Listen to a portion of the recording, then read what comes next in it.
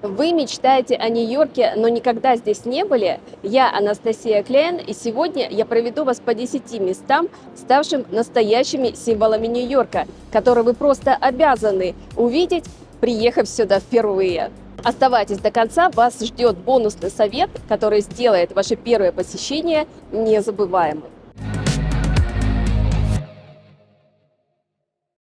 Таймс-сквер – то место, которое сразу ассоциируется с Нью-Йорком. Хотя местные стараются избегать его, если вы еще там не были, обязательно посетите.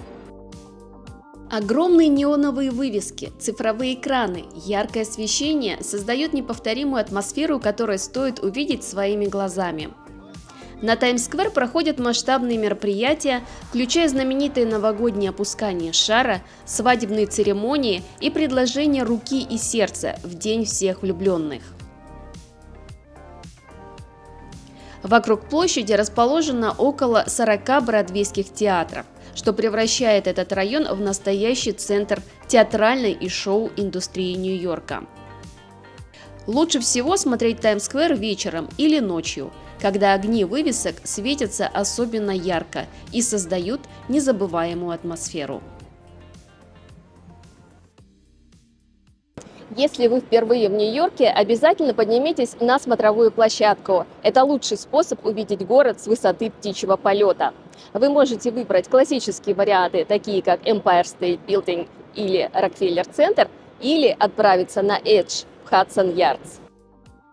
Это самая высокая открытая площадка в западном полушарии, где для любителей острых ощущений есть стеклянные полы и аттракцион City Climb. Возможность буквально выйти за пределы здания.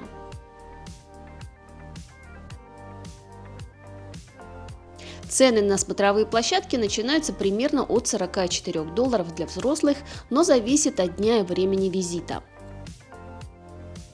Также как вариант можно посетить один из руфтоп-баров для отличного коктейля с видом на город. Или прокатиться по канатной дороге на остров Рузвельта, где по стоимости обычной поездки в метро можно подняться примерно на 50 метров над водой и увидеть город с уникальной стороны.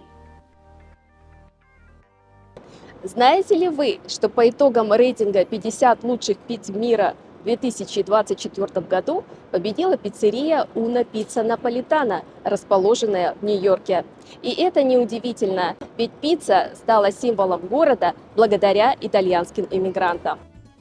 Первая пиццерия Ломбардис открылась в 1905 году в районе Маленькая Италия и до сих пор остается культовым местом для любителей пиццы. В Нью-Йорке можно найти пиццу на любой вкус и бюджет, от доступных вариантов до более дорогих, но аутентичных предложений. Средняя цена за кусок пиццы – $3. В культовых заведениях, таких как Джо's Pizza, кусок пиццы вместе с напитком обойдется примерно $8. Пицца стала популярной как доступная и сытная еда, которую можно быстро перекусить на ходу. Это особенно ценно в быстром ритме Нью-Йорка. Бруклинский мост является иконным символом Нью-Йорка, который вы точно видели в многочисленных фильмах, на картинах и фотографиях. Это одно из первых подвесных сооружений с готическими башнями и стальными тросами, что придает ему неповторимый вид. Прогулка по мосту подарит вам потрясающие виды на Манхэттен и Бруклин. Идеальное место для фото. Не забудьте также посетить район Дамбо рядом с мостом. Здесь царит особая атмосфера и открываются чудесные панорамы.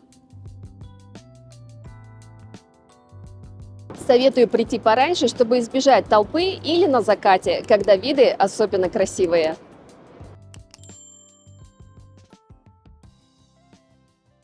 Чтобы погрузиться в культурную атмосферу города, я советую обязательно посетить один из культовых музеев Нью-Йорка. Любите Ван Гога, Пикассо, Энди Уорхола или Дали? Тогда ваш выбор – Музей современного искусства МоМА. Этот музей третий по посещаемости в США и удивляет не только коллекцией современного искусства, но и кинохранилищем с около 4 миллионами фильмов. За свою работу по сбору и сохранению этих фильмов музей даже получил премию «Оскар». Скелеты динозавров, планетарии и экспозиции, рассказывающие о жизни на Земле, вы можете увидеть в Американском музее естественной истории. Кстати, именно здесь снимали комедию «Ночь в музее» с Беном Стиллером. В коллекции музея 32 миллиона экземпляров растений, животных, окаменелостей, минералов, метеоритов и других интересных экспонатов.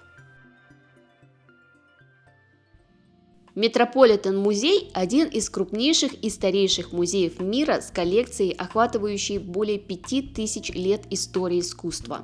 От древнеегипетских артефактов до современных шедевров. МЭТ находится на 5-й авеню у Центрального парка и обязательно к посещению. Ну и какой же Нью-Йорк без статуи свободы? Этот символ был подарен Франции еще в 1886 году в честь столетия независимости США. Раньше статуя была ярко-бронзовой, но со временем медь окислилась и теперь она зеленая, а факел покрыт 24-каратным золотом. Паром отправляются из Беттери-парк до острова Свободы, где можно посетить музей пьедестала и при предварительном бронировании подняться на самую вершину в корону статуи Свободы. А самый простой и бюджетный вариант – бесплатный паром до Стейтен-Айленда, отправляющийся от терминала Уайт-Холл, который подарит отличные виды для фото и поможет сэкономить.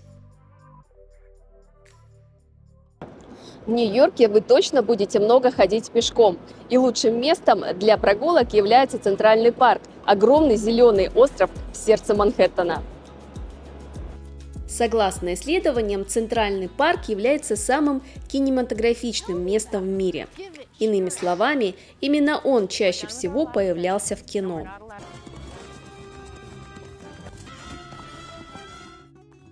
Почти все ландшафты парка созданы вручную.